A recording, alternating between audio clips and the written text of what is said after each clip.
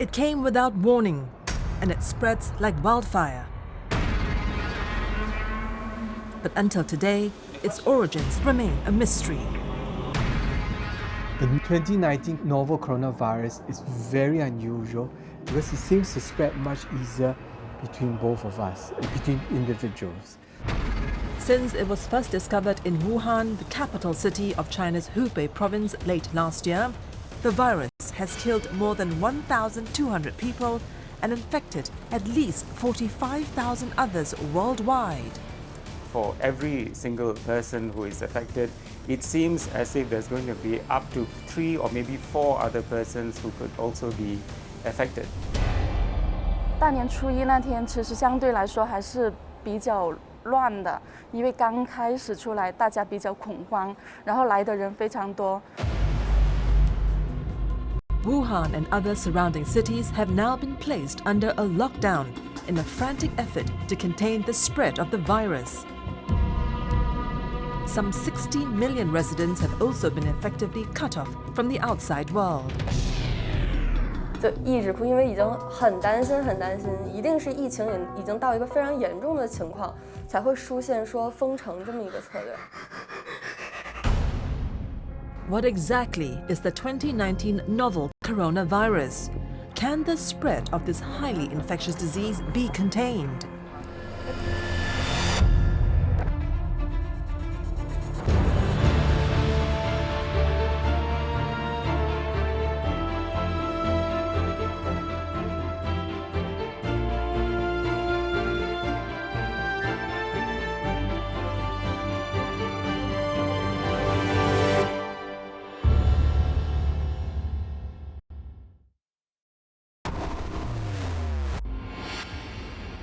A climate of fear has descended on Wuhan, the capital city of China's Hubei province, home to 11 million people.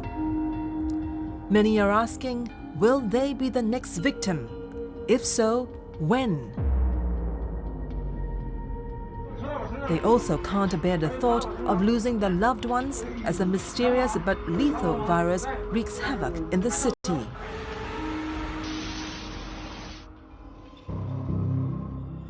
The coronavirus has killed more than 1,200 people in just 2 months. The disease has also infected thousands of people at a staggering speed and scale that's triggering fears of a new global pandemic. 2019 novel coronavirus is very unusual. We are familiar with SARS, and we managed to control SARS in about 6 to 9 months worldwide, which is actually quite amazing. And if you look at the numbers, we had 8,000, 10,000 people all in all. And this was over several months. But if you look at what's happening to 2019 novel coronavirus, we're seeing a whole lot of numbers coming up very rapidly over in just a month. It all began deep in the winter month of December 2019. A quiet but deadly scenario was unraveling in Wuhan city, following a mysterious illness that had stricken a handful of people with symptoms of fever and cough. Wuhan has started off with an atypical, very unusual viral infection. And for the clinicians talk, it will be called what an atypical viral or atypical pneumonia be. You will have a typical person coming with fever, headache, a bit of cough, muscle aches. It sounds very much like a flu-like illness. But you know something is not quite right because a chest x-ray becomes abnormal. Number 2, a lot of the test swabs for the influenzas will be negative or the other viruses are negative. Number 3, you see groups of people coming in with the same illness. And all of them had the same pattern. Chinese health authorities identified the first patient who showed such symptoms on December 8th last year. The trickle rapidly sped up to infect scores of others. 2 of the earliest patients reportedly worked at the Huanan seafood wholesale market in Wuhan. The tipping point arrived hard and fast when the once innocent symptoms claimed the life of the first victim. On January 9, 2020, the mysterious virus killed a 61-year-old man who was known to be a regular customer at the market. And the initial investigations seems to show that a majority of the small number of cases that they had, a lot of them seemed to pinpoint to that part of the market which was actually dealing with the wildlife trade. And so with these kinds of information, it appears to be somehow hopping over from the wildlife, maybe interspecies, we don't know, because all these animals are kept together in cages and it's a nice milieu for them to hop over from one species to the other. And then from there, they can sort of, hop the species barrier and get onto humans. China alerted the World Health Organization of a mysterious virus outbreak in Wuhan on December 31st. By the time the WHO declared the outbreak as a global emergency on January 29th, the virus has spread to all of China's 31 provinces and more than 25 countries across Asia, Europe, and North America. When you hear a story, when you see this story, it spells déjà vu. It really spells very much like the SARS which we had in 2003. And true enough, the cases became more and more, and then suddenly there was an explosion of cases. The 2019 novel coronavirus outbreak is eerily similar to the 2002 SARS epidemic. Back then, SARS swept through the region, infecting some 8,000 people and killed 774. When it was first detected, Chinese health authorities denied it was the deadly SARS virus, the severe acute respiratory syndrome of 2002. Subsequent discoveries revealed the latest outbreak was caused by a coronavirus with 76% genetic similarity to the SARS coronavirus. The only difference is, compared to SARS, it is apparently less lethal but far more contagious. For every single person who is affected, it seems as if there's going to be up to 3 or maybe 4 other persons who could also be affected. So if you take 6,000, maybe there's probably at least another 20 or 30,000 people that are out there. And these are very conservative estimates because the numbers are likely to be much more exponential than that. The 2019 novel coronavirus is very unusual because it seems to spread much easier between both of us, between individuals. Simply coming close or talking, we may actually spread the infection. Not like SARS. Early studies suggest that the incubation period of the virus, that is, from the time of exposure to the time when signs and symptoms begin to show, is about 5 to 7 days. It looks likely that patients or carriers of the virus can infect others when they are asymptomatic, meaning when they don't have signs of being ill. There was this asymptomatic infection and mild infections, and now we hear about the people who can be infectious even during the incubation period. The scenario seems different in the case of SARS, which appears to have lower infection rates. Infectious diseases specialist Dr. Leong Ho Nam is very familiar with the deadly virus. He was, after all, a former SARS patient himself. He contracted the virus back in 2003 while tending to a female patient who flew into Singapore from Hong Kong.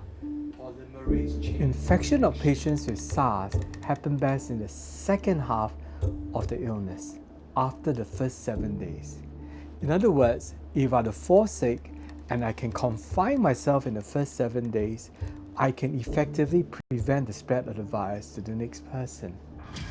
But 2019 novel coronavirus is different. You can actually find the virus in people who have no symptoms, and it's postulated by the Minister of Health in China himself that these asymptomatic individuals, these individuals with no symptoms, can spread person to person. And we don't even need to wait till the 7 days. before symptoms onset. Disease may spread even before the onset of illness. This allows the virus to propagate very quickly across large swaths of area, many people, and hence we are seeing these numbers of unprecedented spread of infections. Coronaviruses are common in many species of animals, such as camels, cattle, civet cats, and bats. On occasion, the virus strains mutate and spread from animals to humans.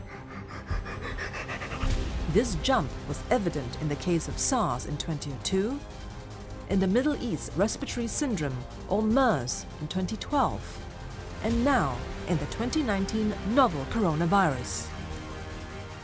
As it turned out, the suspected ground zero of the outbreak, the now shuttered seafood market in Wuhan, was also dealing in legal and illegal trade and consumption of exotic wildlife. The cages do not get changed and the poop is allowed to circulate. So you are breeding the ultimate virus that one day will adapt well to the animals that are there, that one day will adapt to the humans that keeps coming in contact. One day the right mutation will happen where the receptor fits nicely well into the humans and in turn allow person-to-person transfer. But exactly which animal and what was the reservoir and so on and so forth, of course that will take some time for us to get to know. It took a while for us to figure that out for SARS as well. It took some 10 months, if I'm not mistaken. So this is going to go on for a bit. The situation is evolving so quickly. The virus is getting stronger, the number of infections are likely to rise. So I think we just have to be psychologically prepared that this can get worse than SARS. How are ordinary people reacting? How are the healthcare workers on the front line coping? 一直都没有喝水，没有吃饭，这样子熬过来的。因为那段时间其实整个人状态都不是特别好，一直都有担心。然后4点多钟起来的时候，看到封城的那个消息，我马上给我妈发，然后打电话。我记得我那个电话一开头就是哭。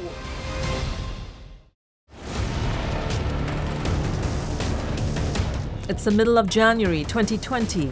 The number of reported cases of those infected by the novel coronavirus in China has begun to soar.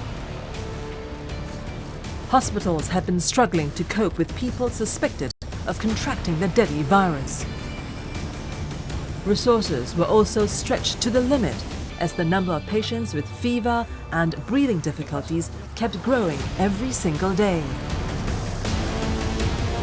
因为我觉得作为一个护士，我觉得在这种时刻我们是责无旁贷吧，一直都没有喝水，没有吃饭，这样子熬过来的。所以到现在我们是到现在为止，我们基本上是每天都在工作，参与这个防控工作。因为我每天都是这样工作，我们没有这个防控工作，我明天也是工作10到12个小时。反正这个因为对我们医生来说，工作这么长时间不是个很大的问题。By this time, cases of the novel coronavirus had found its way to major Chinese cities far away from the epicentre. Beijing in the north and Shenzhen in the south.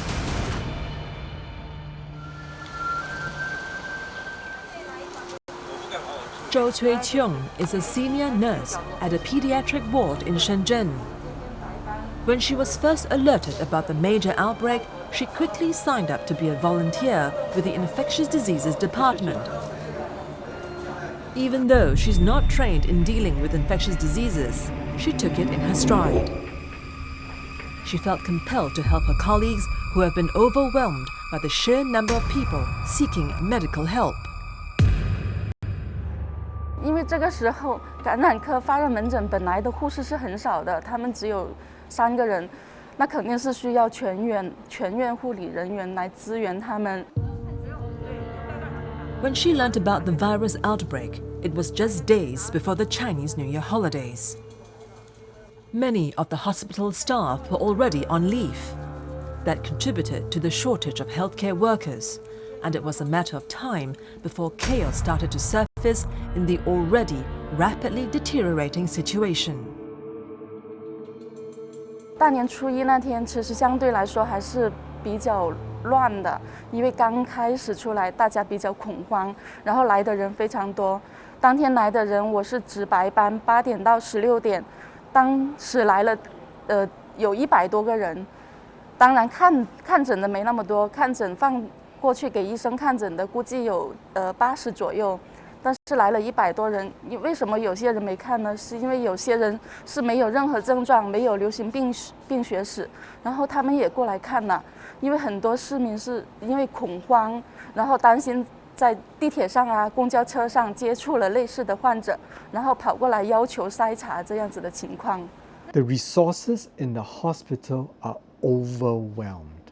There have been many videos that have been shared on social media about what's happening in China at the hospitals, and as a healthcare worker, I pray for the healthcare workers in China because they are going through a difficult time and on their faces are fatigue, exhaustion. I just cannot take the next day forward. There were emotionally trying moments for Zhou, including one occasion when she had to separate a child who's been infected with the virus from her parents. But she had to be firm for the sake of their own safety. 其实是有的，就像之前住在我们疫病区那边有一个51床这样子的一个小孩，他爸爸妈妈是从武汉回来的，爸爸妈妈没有症状，但是回来之后小孩子发烧了，小孩子发烧之后。然后我们是因为现在形势是在比较严峻，然后我们是劝他爸爸妈妈是不要待在病房的，然后呢就只能由奶奶过来照顾，然后爸爸妈妈非常的焦虑，然后但是真的是我们真的就很不忍心叫他回去，但是又不得不这么做，就是为了保护大家所有人的安全。January 20th was a critical turning point in the way authorities dealt with the virus outbreak. For weeks after the virus first surfaced, authorities had insisted that the mystery virus was restricted to the animal vector.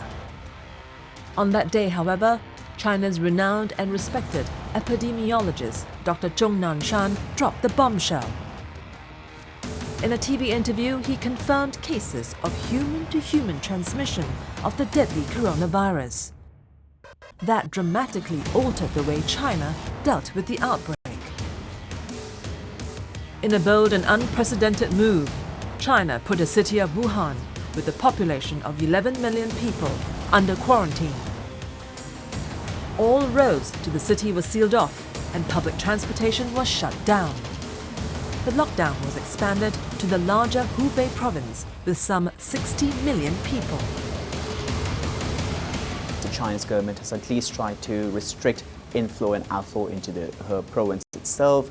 Travel outside China itself has been constrained, which has helped to at least contain the flow of people. They have extended the holiday period for the Chinese New Year as well. In a situation like this where you have an epidemic, mass hysteria can actually cause more problem than anything else. So sharing information earlier would have been a bit better. I think it's actually a very good strategy. And I think that they could only do this in China. Still, there are many Wuhan natives who are worried about the fate of their loved ones still trapped in the city. 22-year-old Liu Wuyuan is one of them. She has been working in Beijing for the last 1 year and was looking forward to return to Wuhan to celebrate the New Year with her family. But the long-awaited homecoming failed to materialize after news broke, confirming evidence of human-to-human transmissions. When her mother called her and told her not to return to Wuhan, she was heartbroken. Going home for the New Year was something she was eagerly looking forward to after being away from her family for a year. 是在钟南山院士那个采访，就是说会有人传人这个情况以后，我妈晚上赶紧给我打了一个电话，我记得特别深刻，是大概2点多钟，她跟我说，要不你真的别回来了吧，我思前想后，我觉得你就还是在北京待着吧，因为我是29号回去，然后初5就回来，她觉得太折腾，而且也存在一个人传人的风险，我当时还有点感冒，所以就觉得要不就待在北京会更安全一点。我一开始是不愿意就是待在北京的，还是想回家，对，但是因为家里一直坚持说就留北京比较安全，就没有回去了。She spent the New Year alone in Beijing. But that has not put her mind at ease as she kept thinking of her parents' safety and welfare. 基本上是保持1天2个视频，就是中午和晚上大概饭点的这个时间，然后跟他们视频看一下吃的怎么样啊，然后现在情况怎么样，然后跟他们再三的 check 有没有出门，就一定不能出门。有，我是4点多钟的时候起来，就是噩梦惊醒，因为那段时间其实整个人状态都不是特别好，一直都有担心。然后4点多钟起来的时候，看到封城的那个消息，我马上给我妈发，然后打电话。我记得我那个电话一开头就是哭，就一直哭，因为已经很担心，一定是疫情已经到一个非常严重的情况，才会出现说封城这么一个策略。然后当时也问过妈妈说，那我们接下来是怎么办？物资够不够啊？然后我看见网上有人说什么赶紧逃离啊什么呀，我妈就说哪儿都不去，就在家待着。It tells me that the amount of spread there is before the lockdown was unprecedented, very rapid. Number 2, many people were falling very sick and they were going to get out of Wuhan for the Chinese New Year festivity. And from there, the spread will be even unprecedented. So what the Chinese government did was correct and it's the right thing to do. It seems very heartless. It seems unimaginable, but it's the right thing to do. When SARS broke out in 2002, the world was caught unaware by just how lethal the virus was and how fast it could spread. Today, the rapid spread of the 2019 novel coronavirus is just as alarming. Just days after the World Health Organization was alerted to the possible outbreak of a mysterious virus in Wuhan on December 31st, 2019, countries responded by ramping up their internal defenses against the possible spread of the virus. Singapore, for example, implemented thermal screenings at the airports for all travelers coming from Wuhan. It has since banned all Chinese visitors and foreigners with a recent history of travel to China.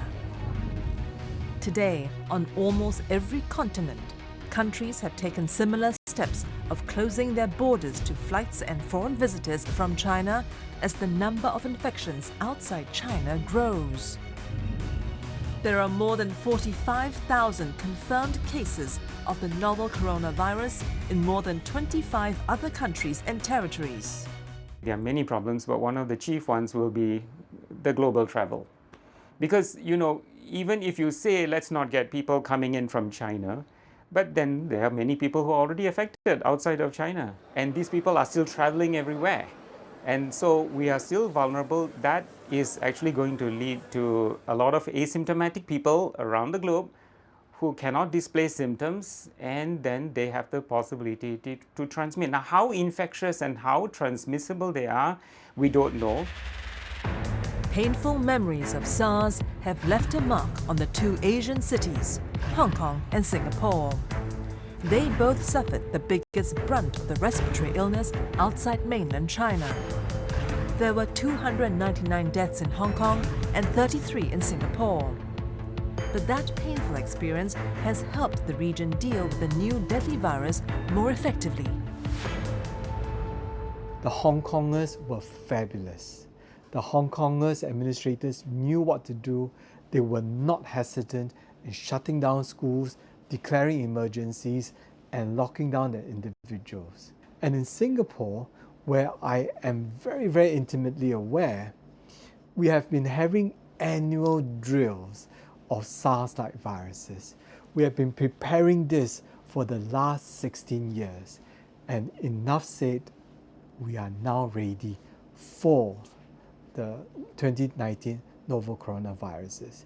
You can see books and stacks of protocols that are written, what to do if this happens, what to do if you're not, where to identify areas for quarantine, where should people rest, where do we get extra staff from, what happens if the school were to close, what happens if nobody could work, where do you get this extra manpower? All these questions are answered way before this outbreak. Dr. Yu Zhijian is the chief physician of the Infectious Diseases Department in Union Hospital in Shenzhen. When he first heard of the mysterious virus, he was taken by surprise. 我们的同事也都在办公室看到微信上面报道武汉发生了新型冠状病毒的这个疫情，大家都觉得非常惊讶。当时只是觉得可能我们又多了一种传染病，没有料到疫情会快速的扩大。 He then set up an emergency response team in the hospital and recruited volunteer colleagues from other departments. 我是专业防控小组里面的成员，我跟医务科的是组织者，因为我们应对这场疫情，那么光靠我们传染科、感染科还有发热门诊，单纯的力量是不够的。 Another innovative strategy by Dr. Yu was to set up a telemedicine unit. The idea was to provide critical information to the people who were unsure if they were really ill, as well as to ease the burden of hospital staff due to the escalating number of admissions. 那么另外就是我们也按照现在的这个要求，开展了互联网医院的网上咨询平台。那么通过这个网上咨询，能够更加便捷地服务我们的患者。那么昨天一天的我们网上咨询量就有1600多条。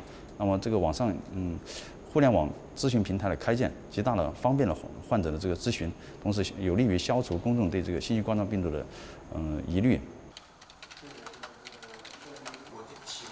因为新型冠状病毒感染这个疫情爆发以来，有大量的发热病人涌入到了我们的门诊去就诊，给所有的这个接诊的医生、一线的接诊医生造成了一个很大的工作压力。在这个基础上的话，我们在前天晚上就紧急上线了这个关于疫情的一个免费咨询活动。我们可以除了在网页端进行回复之外，我们还可以用手机端进行回复。所以在我们的吃饭时间或者是休息的时间，我们就带着手机随时在线回复的。晚上的话，我们是6点钟左右就下班，但是我们带着手机端可以随时在家进行回复。然后实际上的话，我们最近几天都是工作到8点9点我们才回去的。然后的话，我们对外是说10点钟就结束了这个夜间10点钟就结束了这个咨询。实际上，只要我们有时间，10点钟之后甚至凌晨，我们都还在用手机端回复。Zhou Cui-chung is also glad to be of assistance. The pediatric nurse even volunteered to go for emergency training to help handle patients who suffer from the new pneumonia-like virus. 知识培训的很好，我是一个儿科的护士，我前后接受了这种新型肺炎的培训，真的是不下于8次了。就这段时间，从年前到现在，不停地在接受这种培训，这种还有防控措施这些培训的很多次。就医院非常重视这方面，也一再的强调员工要零感染。China's continual efforts to ramp up treatment and containment measures also included the construction of 2 new hospitals in Wuhan. They were completed in under 2 weeks. Authorities recalled thousands of construction workers during the Chinese New Year holidays, doubled and tripled their salary, and they worked around the clock to build the 2 hospitals which provided 2,500 beds. Still, many challenges remain. At the heart of all containment strategy is the understanding of what doctors call the pyramid. At the tip of the pyramid, you have the persons who are symptomatic. Then at the bottom of the pyramid, you have people who are, less symptomatic, and then you have the asymptomatic, big, huge chunk at the bottom of the pyramid. So in order to understand how you're going to contain, you need to know the big pyramid. But here, if you focus only on the iceberg at the top, you are going to get hit by what's below. Medicine has taught us with limited resources, you only treat those who are the sickest. So the sickest will get admitted, and this will be the top of the pyramid. And what we are seeing perhaps are just the top 10-20% of the patients. And for the rest of it, 80%, we are not seeing, we are not treating, we are not quarantining. Instead, we are releasing them back into the public, where they can in turn reinfect others. What we are not seeing will be the greater base at the pyramid, which are easily 40 times more than what we are seeing now. These are the ones where there are active propagation of the virus. Since the World Health Organization declared the novel coronavirus outbreak as a global emergency, international response has been swift. All flights to and from Wuhan and the larger Hubei province have been banned, and citizens have also been advised against all non-essential travels to China. Scores of nations, including Indonesia, Philippines, Japan, South Korea, New Zealand, France, Turkey, and the US have scrambled to evacuate their citizens from Wuhan city as China struggles to come to grips with the outbreak. Should China be blamed for the latest epidemic? During the 2003 SARS outbreak, the government took some 4 months before announcing to the world about the severity of the crisis. It was then accused of withholding information and covering up. In the current epidemic, it took the government about 1 month to declare after the first case was reported on December 8, 2019. By January 12th, Chinese scientists had already identified the virus as the new coronavirus similar to SARS. It has since shown speed and political resolve to control and contain the outbreak. The Chinese government has at least tried to restrict inflow and outflow into her province itself. Travel outside China itself has been constrained, which has helped to at least contain the flow of people. They have extended the holiday period for the Chinese New Year as well. So these are measures that are slightly on the brighter side. So there are some positive signs where the Chinese government has done some positive things. I think we have to go back to the root of the problem, whatever emerging or re-emerging infection it is, and to understand the dynamics and the nature in which it actually crossed over to the human species. Where exactly did we go wrong? Why are we allowing this issue of wildlife and humans to come close to each other? We should abandon that. And as the novel coronavirus spreads, there's also growing fear that the deadly pathogens or viruses can mutate and spread to become a more effective killing machine.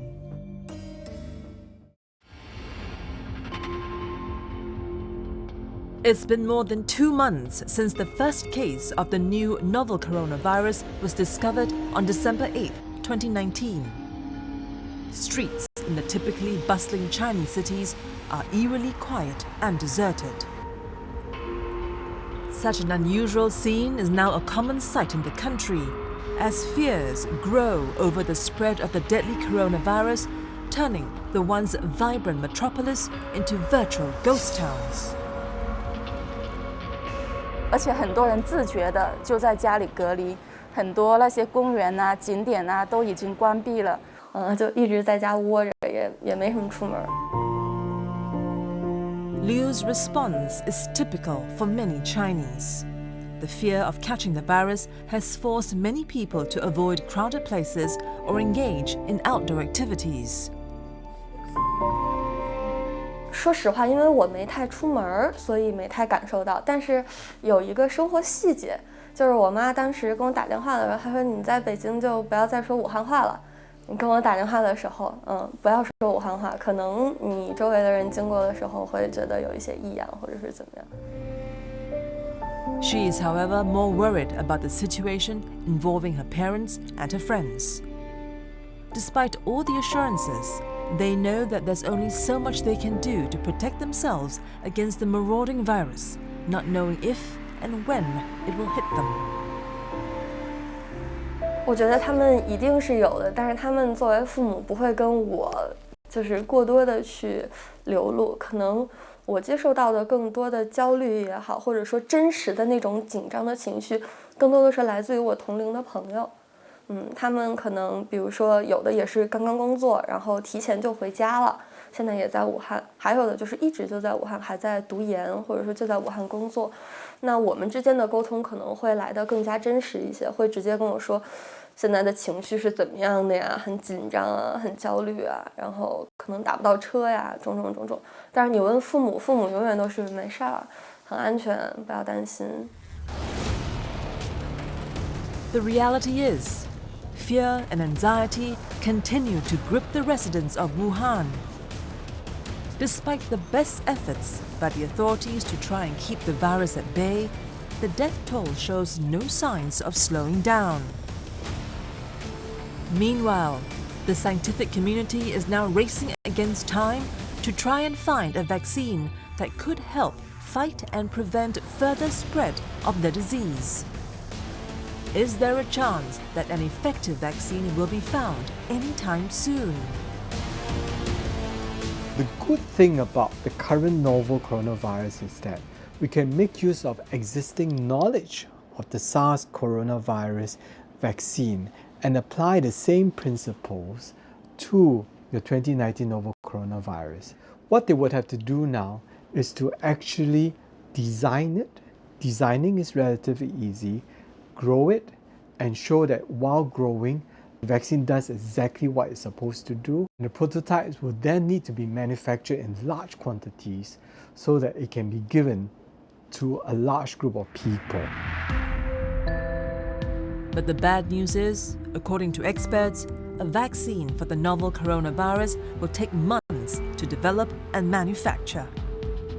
It will have to go through several clinical trials before the vaccine is ready for use in time to respond to the epidemic.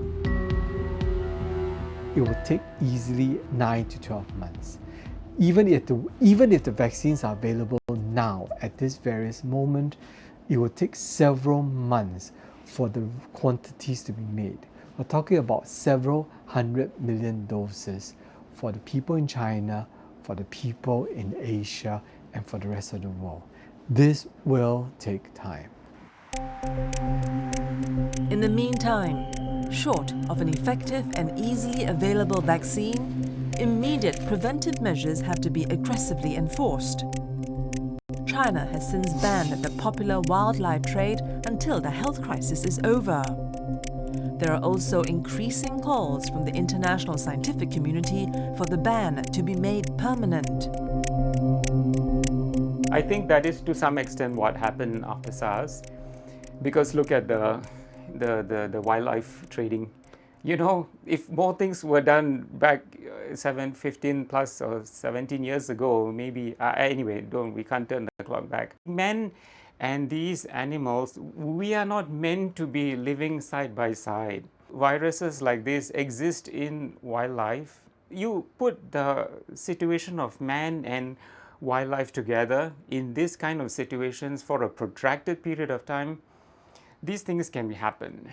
And I think, we are just tempting fate. We tend to eat anything that flies, swims, or crawls. And when we bring these animals into our dinner table, we bring their viruses over along as well. Perhaps you, as the diner, will not need to see it because they'll be destroyed by the cooking. But the chef in preparation, the animal handler, the market that has to look after all these animals will invariably be exposed to the virus. And we saw that in SARS 2003. In 2003, they realized that the animal handlers encountered a form of SARS, a variant of SARS, before the original one came along, such that they developed immunity to SARS. And one way to counter this is what the Chinese government has done. It stopped exotic animals from being onto the dining table. Perhaps we need to relook at what we eat. But as the battle rages on to bring the virus under control, there are still many unknowns and questions that need to be answered. For example, how lethal is this virus? Where did it originally come from? How infectious is it? Will the coronavirus that's now spreading with frightening speed in China become a global pandemic? The reality is, the virus has so far killed more than 1,200 people. The death toll has even surpassed SARS, both in the number of fatalities and confirmed cases within a much shorter period. Still, there's hope that the worst will soon be over. It's just a question of how and when that will happen. For those currently at the front line of the battle against the novel coronavirus, the risk is still far greater than previously imagined given the scale of the infections. Still, nurses like Zhou is confident that China will turn a corner and that the battle will be won, sooner or later. 我觉得我很有信心，因为大家都可以看到现在那个宣传做得非常好。目前公共场所，包括地铁、公交、超市，包括小区，都每个人都戴上了口罩。其实这就很大的阻挡了病毒的那种传播。我觉得这点非常有效，而且很多人自觉的就在家里隔离。 很多那些公园啊、景点啊都已经关闭了。从这点出发，反正我感觉非常有信心。作为一个武汉人来说啊，我觉得我们这一次其实是做出了挺好的一个举措，也是一个壮士断腕的一个决心，做出封城这样的举措。而且包括各个城市，比如说像河南，我了解到他们在疫情的防控上面做的是非常及时。 而且非常行之有效的，所以我觉得这次在政府的各个应对上面来说呢，还是比较好的。In the long term, when the dust settles, it's going to take a lot of soul searching. It appears that so long as humans interact in close proximity with animals, future outbreaks of infectious diseases are likely to occur. Since the virus started wreaking havoc in China last December, no one knows when the surge will peak and start to decline. One can only hope that it will be soon. If there is a best case scenario, it could potentially lead to a drop in numbers. But I haven't seen that. We can only begin to discuss that once we see the numbers actually falling. As of now, we are still seeing the cases coming up and the mortality, of course, as more cases come in. So until and unless we see that numbers mitigating, we can't predict what's going to happen in the region. Yeah, so this is going to go on for a while. We'll walk through and ride through. We will no doubt lose some of our comrades, our relatives, our close ones. But the world will come out stronger. The world will come out better. Okay? We will remember those who are lost, but we will, with this remembrance, we will prevent new ones from happening.